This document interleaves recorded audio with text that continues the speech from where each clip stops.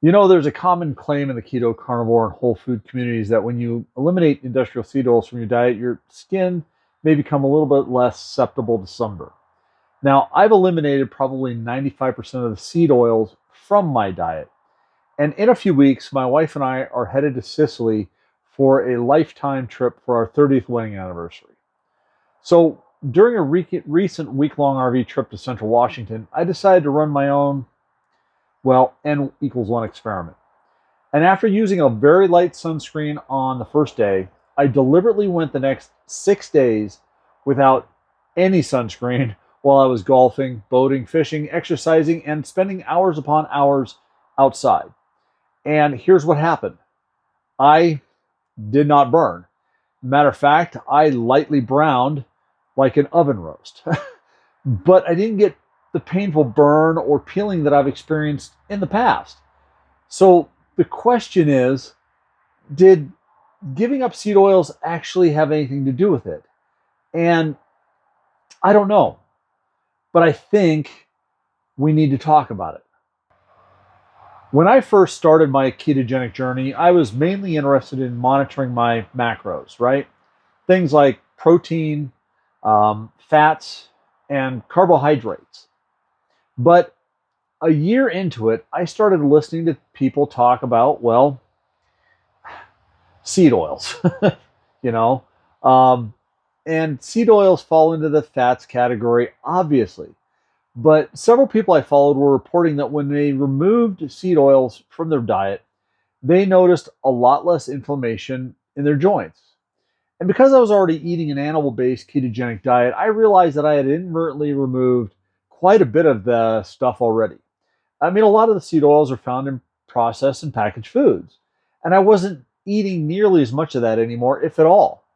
But then I made a conscious decision to remove most of the remaining seed oils from our pantry.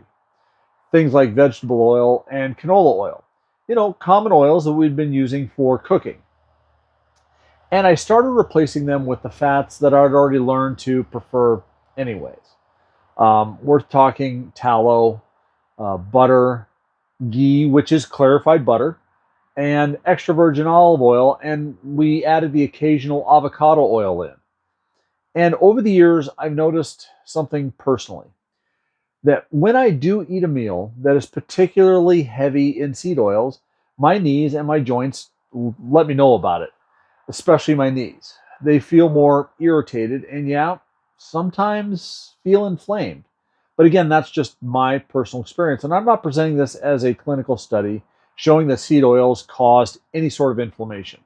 It's simply something that I've repeatedly noticed in my own body. And I'm not claiming that I've achieved 100% elimination either. My wife and I enjoy going out to restaurants, and restaurants commonly use these oils because they are inexpensive, practical, and they're practical for commercial cooking. So I'm probably 95 plus percent. But that brings up another important point. I'm also not arguing that my body needs zero linoleic acid that comes from seed oils. Here's something that gets lost in the entire seed oil debate. Linoleic acid is an essential omega-6 polyunsaturated fatty acid. Our bodies cannot make it. So we need to obtain some of it from our diet. But needing linoleic acid is not the same as needing soybean oil, corn oil, canola oil, and other concentrated seed oils. Linoleic acid occurs naturally in whole foods. You can get it from foods like eggs, meat, dairy, nuts, olive oil, and other foods. So even though I've eliminated the vast majority of seed oils from my diet, I haven't eliminated linoleic acid. And I'm still eating foods that naturally contain it. And for me personally, I don't see a reason that I need concentrated seed oils in my diet simply because linoleic acid itself is essential. Before we go deeper into what happened during my experiment, there's something important about dietary fat that we all have to understand.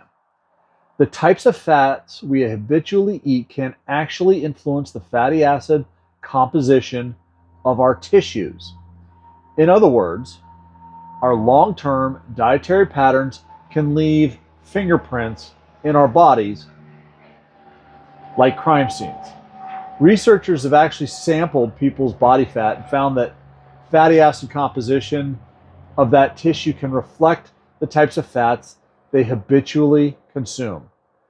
But we're talking about sunburn here, right? So, what about our skin? I mean, our skin is our body's largest organ, it's our largest amount of tissue. And this is where I found a human experiment particularly fascinating. Researchers gave 15 people fish oil containing omega-3 fatty acids, EPA and DHA, for either 3 or 6 months. And they didn't simply ask these people whether their skin felt different. They actually took skin biopsies from some of them. And they found that changing the fats in these people, let me rephrase this. They found that changing the fats these people were consuming substantially changed the fatty acid composition found in their skin.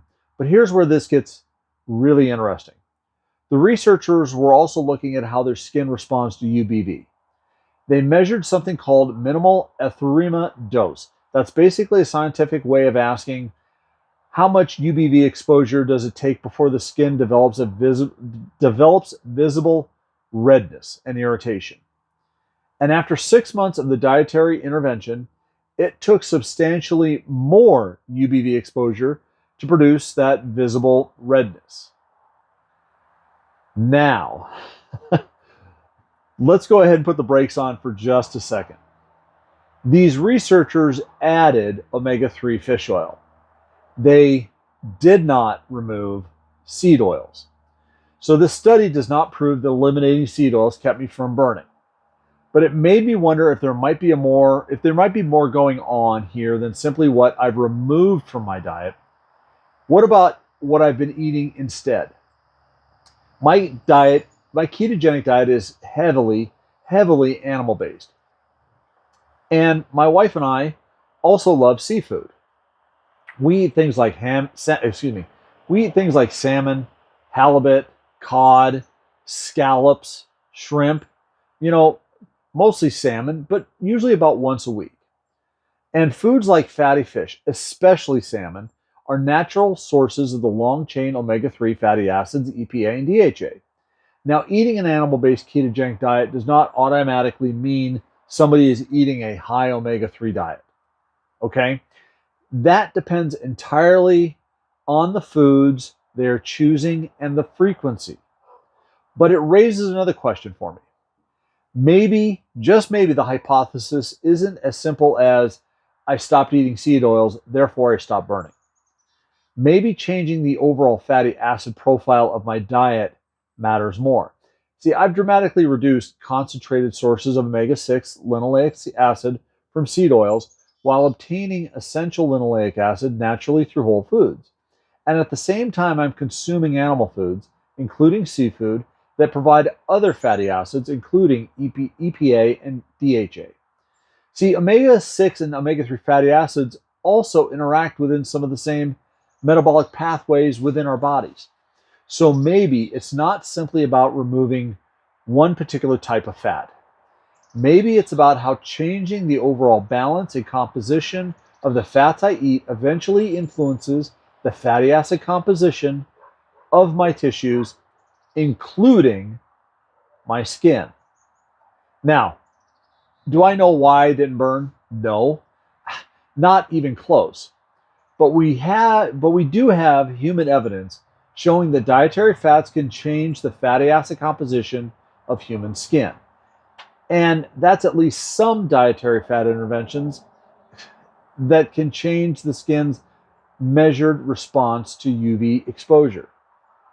And that's where the research ends. And my own personal hypothesis now begins. So let's go back to my week in Central Washington. What does this all mean regarding what actually happened to me?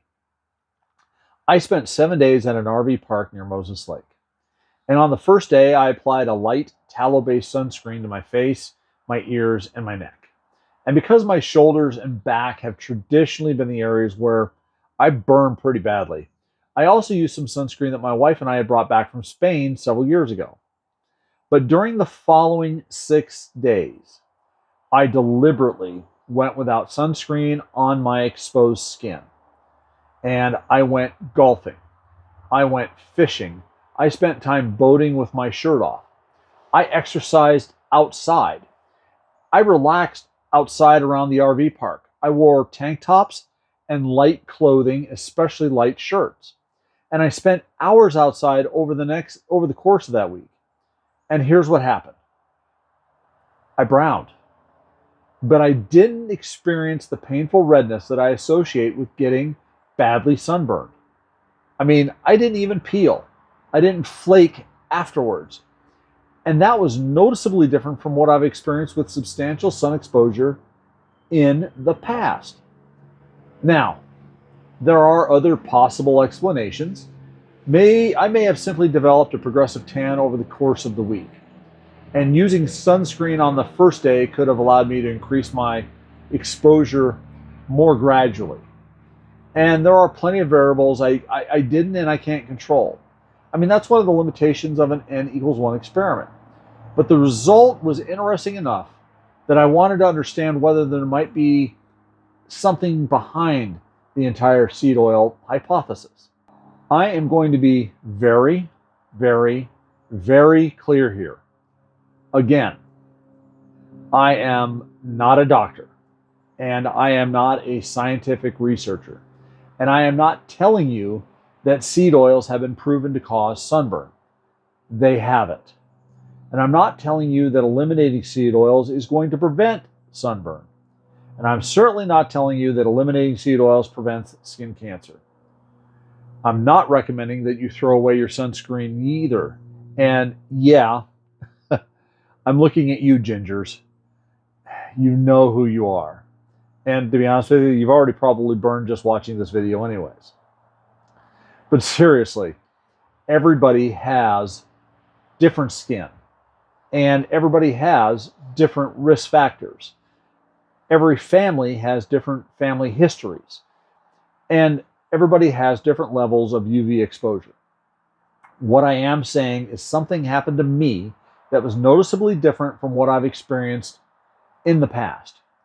And after finding human research showing that dietary fatty acids can alter the fatty acid composition of our skin, and that at least some dietary fat interventions can alter its measured response to UV exposure, that makes me think this hypothesis is worth continuing to investigate. But none of that, I want to reiterate, none of that proves why I didn't burn. Sicily and our upcoming 30th wedding anniversary trip is actually the reason I started this experiment in the first place. My wife and I are going to be there for 2 weeks for our 30th wedding anniversary. We're going to be spending quite a bit of time outside in and around the Mediterranean Sea in September. And I wanted to know how my skin would respond to substantial sun exposure before we went. See, Central Washington only gave me my first observation. Sicily gives me another opportunity to pay attention. This time, however, I want to document things a little bit better. I mean, I'll be honest with you, I wish I'd taken before and after pictures during the Central Washington trip, but I didn't.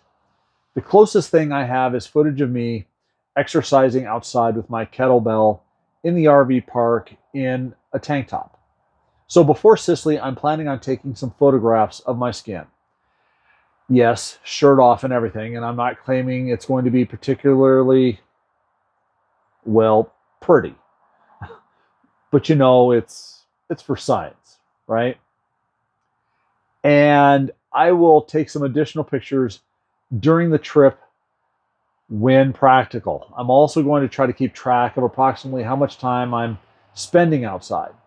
When I can, I'll look up the UV index and I'll pay attention to whether or not I'm experiencing increased redness, tenderness, burning, peeling, or anything else that's noticeable. Now, what I'm not going to do is turn my anniversary vacation into a laboratory. My wife would not appreciate that. But I am going to pay attention. And there's something else that's important. If what happens in Sicily contradicts what happened in Central Washington, I will tell you that too. And to paraphrase former MIT Fulbright scholar Dolph Lundgren, if I burn, I burn. That's part of the experiment. Anyways, sorry for the Gen X movie reference slash joke. Let's return to the overall question here. Does giving up seed oils keep me from burning? I don't know. I can't establish that from what happened during 1 week in Central Washington. But what I do know is that there is human research showing that dietary fats can influence fatty acid composition of our skin, and that at least some dietary fat interventions can alter the skin's measured UV exposure. But that does not, let me repeat this and emphasize this, that does not prove the seed oil hypothesis. But for me, that is enough to keep asking questions. And yes, I'm going to continue observing and experimenting on myself because I find this fascinating. But now I'm curious about you. Have you eliminated seed oils for a significant amount of time? Have you noticed any difference in how easily you burn or how your skin responds to the sun? I want you to let me know down in the comments. And yes, when I get back from Sicily, I will let you know what happens to me. God bless, and I will see you in the next video.